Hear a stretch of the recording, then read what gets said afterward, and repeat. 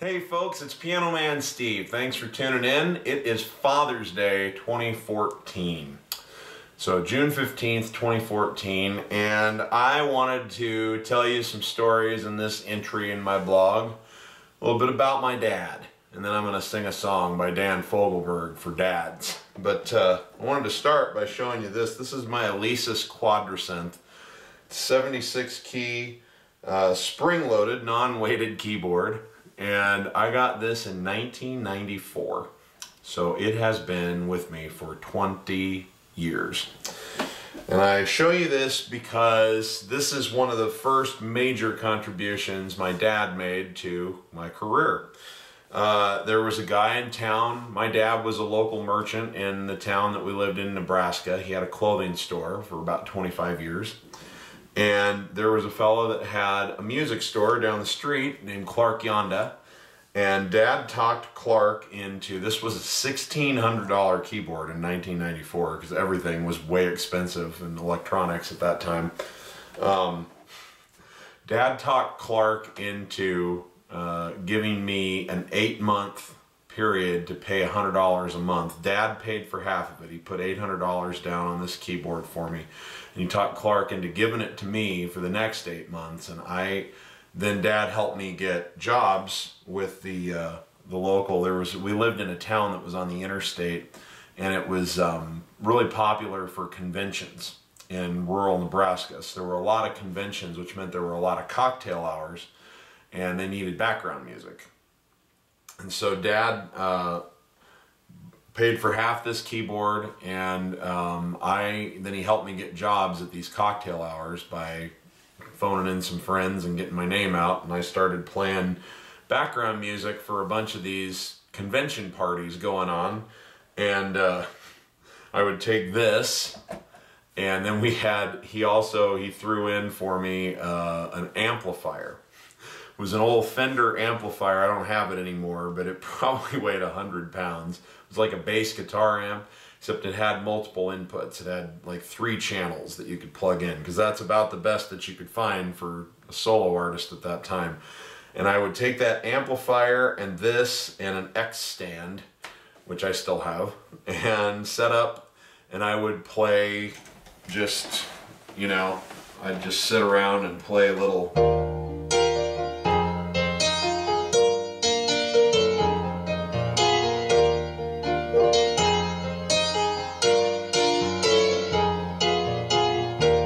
that kind of stuff for about, an hour usually, hour and a half, and I'd get 50, 75, 80 bucks, something like that, which at the time I was about 16 years old. It seemed like a lot of money, so I was pretty excited, and I did it on this. And anyway, I still use this. This is my primary keyboard that I use when I'm out playing live. Not because I don't have better instruments. This is a better instrument. I have an 88 key weighted instrument out in my living room that's a better instrument, but this old gal and I have a lot of history together. I have broken 2 keys on her and had to super glue them back on, which you can't really see, but I can show you this one right here. This is a low A. I got to hammering pretty good on it, and I snapped it off. And then this B up here I've broken twice and had to re-glue. And it's got a great collection of sounds. Doesn't have a lot of the bells and whistles that newer synthesizers do, but there's something about this keyboard that's been special to me. It's fairly lightweight, it's easy to carry. It's got this great little, on the back, there's this little cavity right here, and it works like a handle, so I can lift it up and carry it like this, and it's really handy.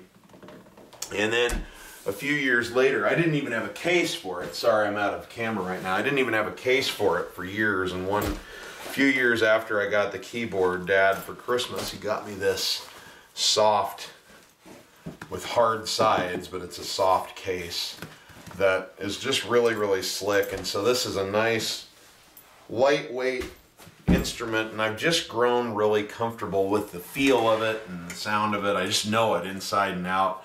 And so here I am 20 years later, and I'm probably going to be playing on this thing until it just dies on me, because it's such a special memory, and I always think of my dad when I'm playing on it, because without him I wouldn't have come across it. He found it.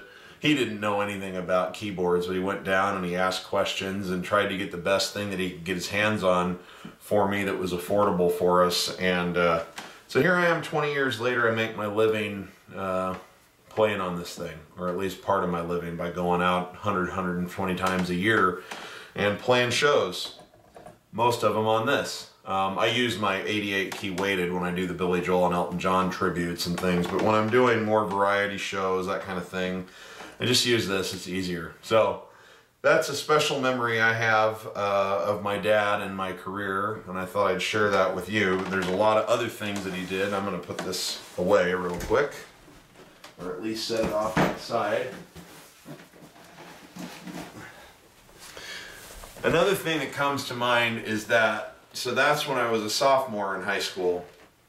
As a senior in high school, Dad wanted me to have a chance to strut my stuff for a crowd. So he actually invested what probably ended up being a few $1,000 at that time, and which I'll never forget what he did. I still have it on videotape. I need to transfer it from videotape to DVD so I can upload it to my computer, and I'll share some old clips from it with you someday. But Dad rented the community theater in Kearney, Nebraska when I was 18, and he let me do a show they invited a bunch of their friends and whatnot, so he got about 300 people rounded up, and I got to do about a 2-hour show.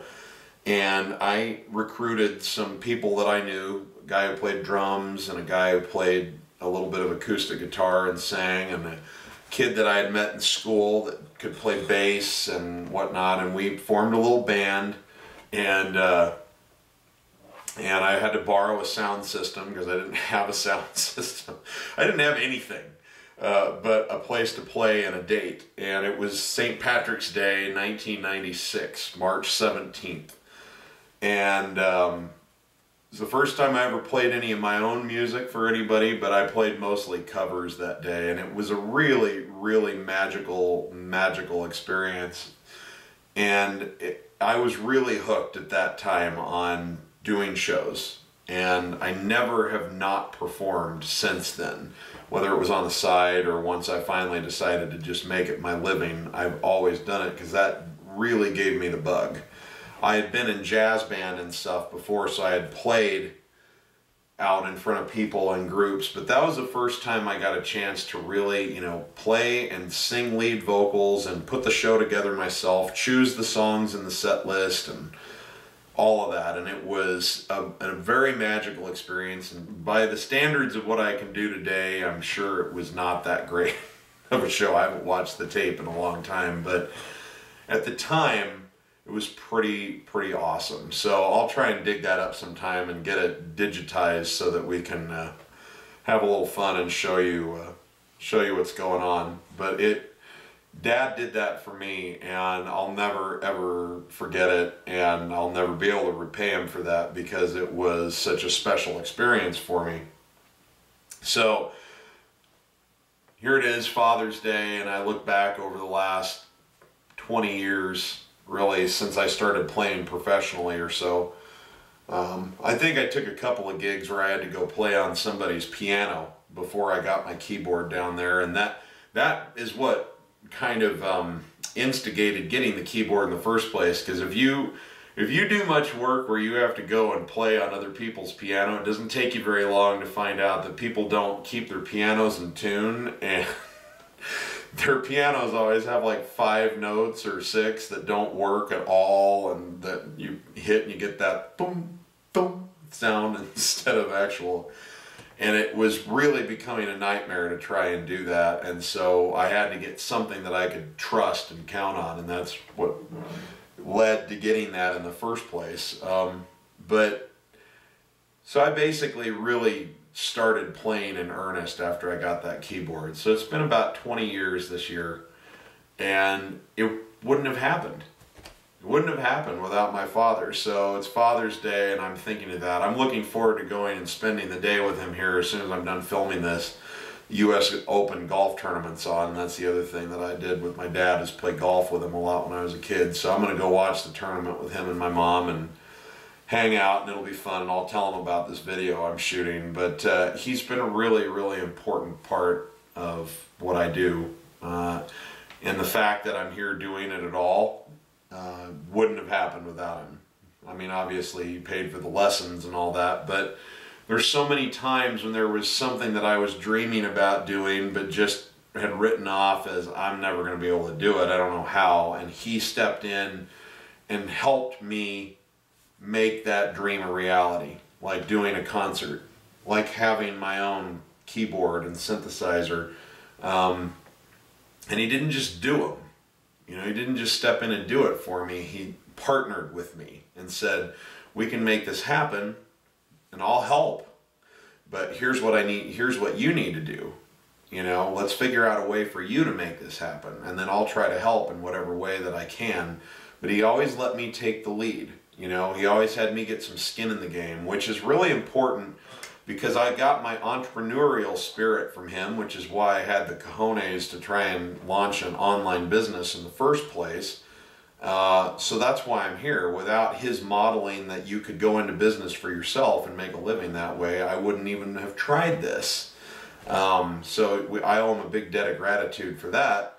But also, he always made sure that it wasn't his ambition for me that was driving the situation. It had to be mine. It had to be something I wanted enough that I'd make the investment of time and sweat and some of my own money too. So he would help, but only if it was something I was committed enough to put some skin in the game and make work. And as a result, I grew up believing that I could make these things happen. And that's why I keep trying. And for the most part, once I decide I want something, I do make it a reality at some point. And it's basically because of him. So I'm really grateful for that. And I thought I'd share that with you guys today, because if you enjoy that I'm here doing what I'm doing, then you owe a lot of that gratitude to him. And I can tell you this, if you think I have good customer service skills, you can 100% thank him for that. Because I learned everything I know about taking care of people in a professional situation from him. He was always one of the most respected business leaders in our town in Kearney, Nebraska, which was a small town in the scheme of things, had about 30,000 people. But I'll tell you what, there were a lot of people in business there, and he was always highly respected, and it's because he put customers' interest first, always. And now he's a successful real estate agent out here in Mesquite, Nevada, and I couldn't be more proud of him, and I'm always learning something new from him.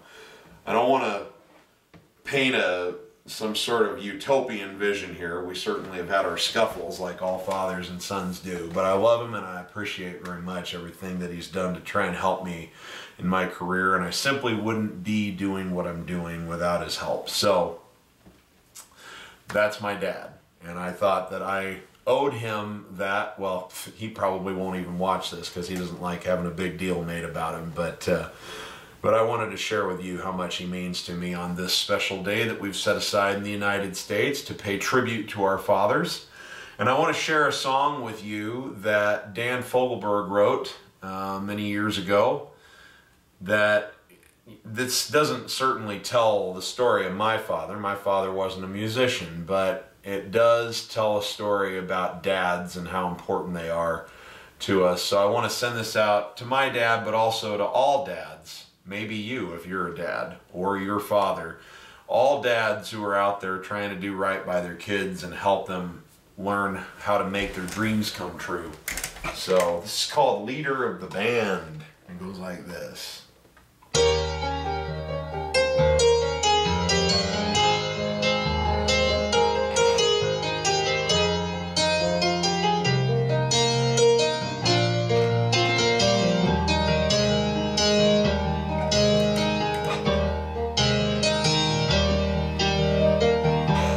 Child alone and wild, cabinet maker's son. His hands were meant for different work, and his heart was known to none. Came alone and went his lone in a solitary way.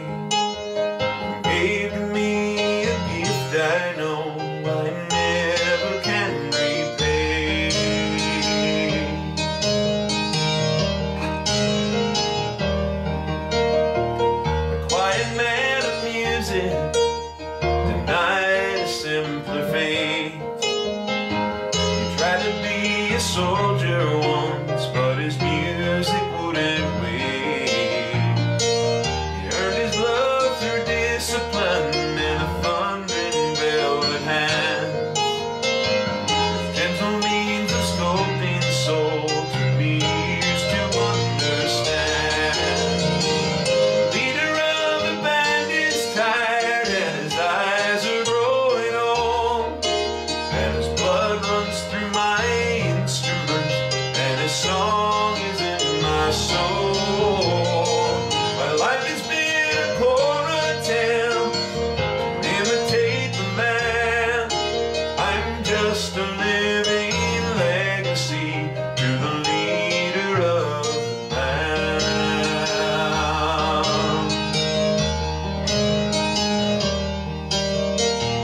My brothers' lives were different. They heard another call. One went to Chicago and the other to St. Paul. And I'm in Colorado when I'm not in some hotel, living out this life I've chosen, grown to know so well.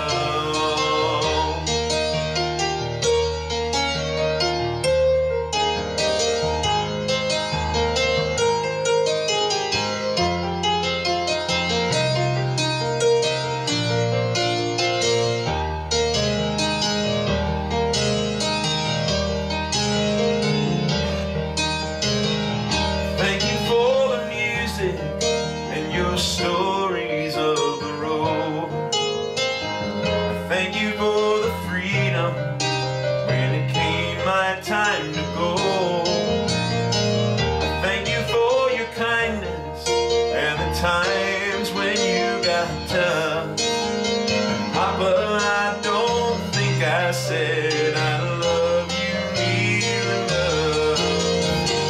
The leader of the band is tired and his eyes are growing old, but his blood runs through my instrument and his song is in my soul. My life has been a poor attempt to imitate the man. I'm just a living legacy to the leader of the band. I am a living legacy to the leader of the band.